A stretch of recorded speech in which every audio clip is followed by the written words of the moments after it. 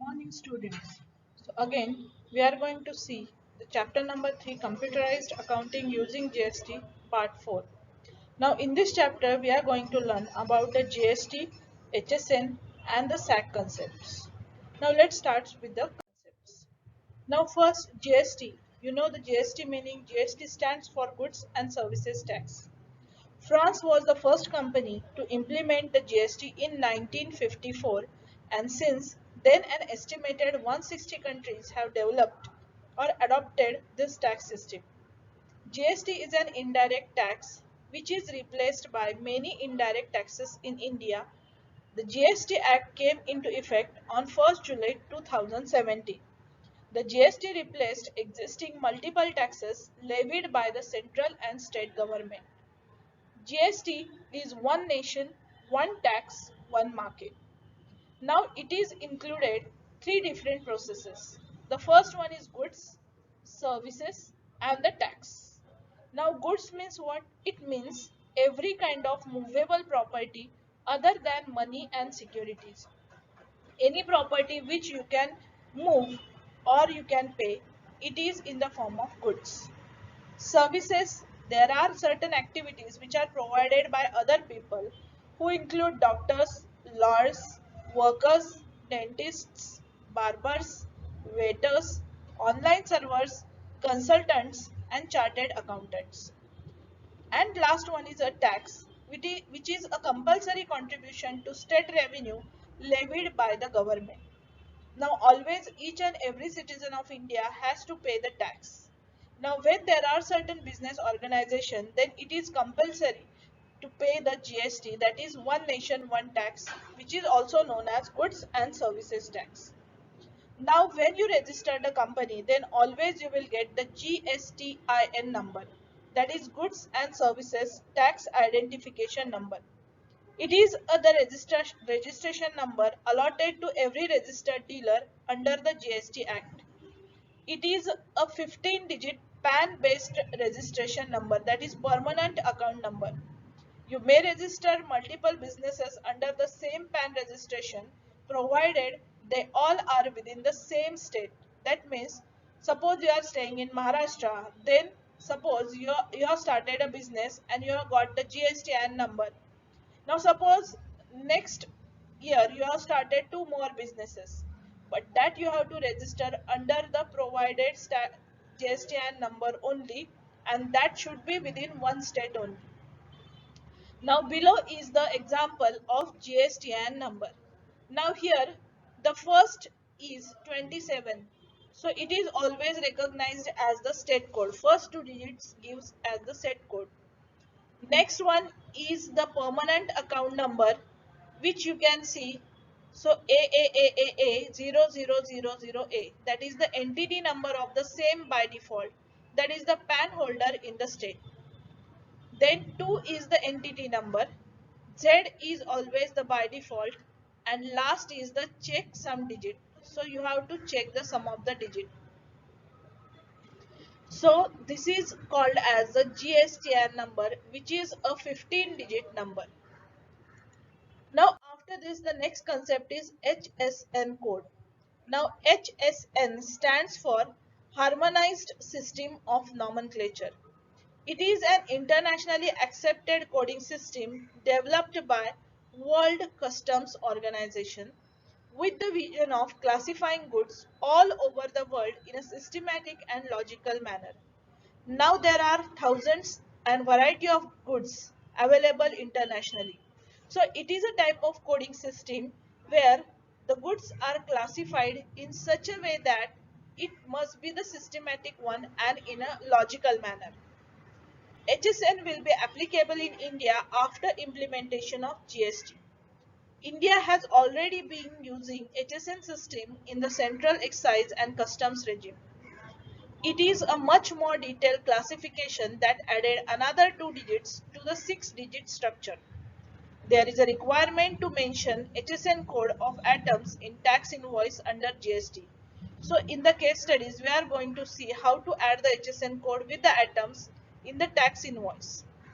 This type of classification is used for the taxation purpose in identifying the rate of tax applicable to a product in a country. So whatever, suppose one goods is there, one product is there, then what is the rate of tax which is applicable to that good? Based on that, the classification is done. Provisions, certain provisions are related to HSN under GST.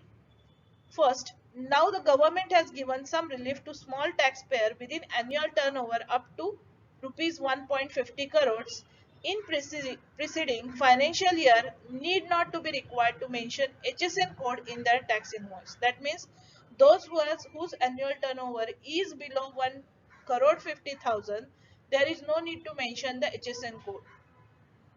Taxpayers having turnover exceeds 1.5 crore, that means those who are having turnover more than 1.50 crore up to 5 crore, they will require to mention only 2 digits of HSN code. And those who are having the turnover more than 5 crores, they should be required to mention the 4 digits of HSN code. So it is a way, total it is a 6 digit structure, but classification is given as per the annual turnover. Now, next concept is SAC. So, SAC stands for Services Accounting Code, which is issued by CBSEC, that is Central Board of Excise and Customs, to uniformly classify each service under GST. So, HSN code is given for the goods and SAC code, that is Services Accounting Code, is given for the services.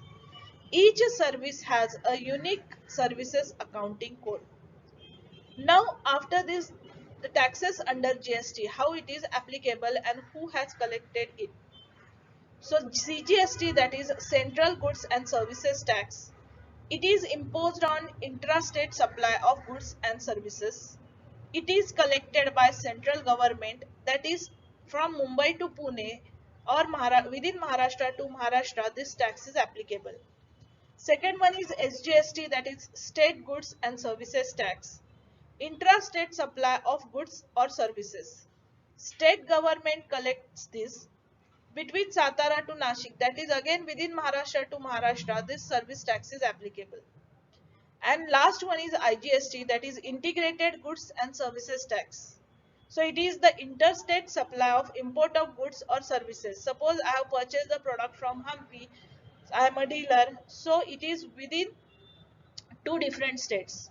So Solapur to Hampi, that is Maharashtra to Karnataka, it is between two states. When it is between two states, then central government collects it and it is called as IGST.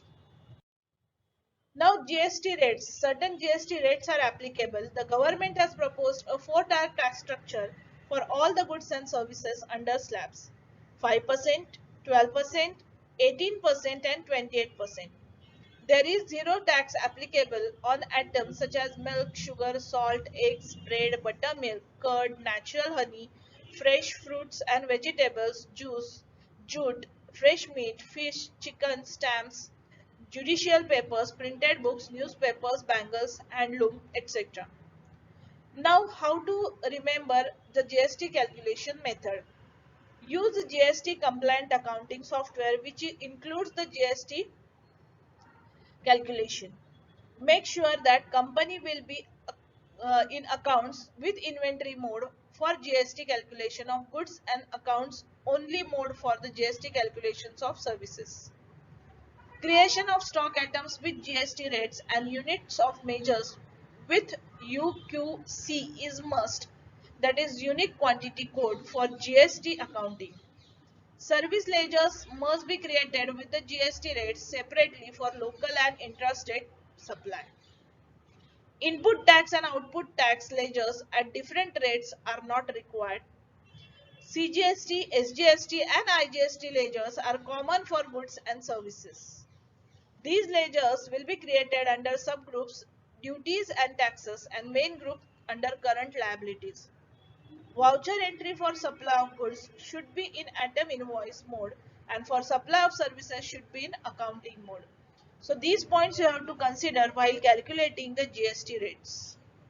There are certain accounting software from which we are going to use the Tally ERP 9 module, that is Entrepreneurship Resource Planning. Next we are going to see the GNU Khata. It is also one of the accounting package. Ledger Assembly is also one of the accounting package which provides you the services of GST calculation. JNU Cash and Accounting, these are one more software, accounting software, which are used to calculate the GST.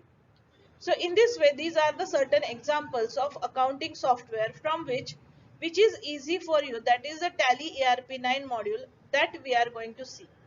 Now after this, we are going to see the certain case studies with certain examples.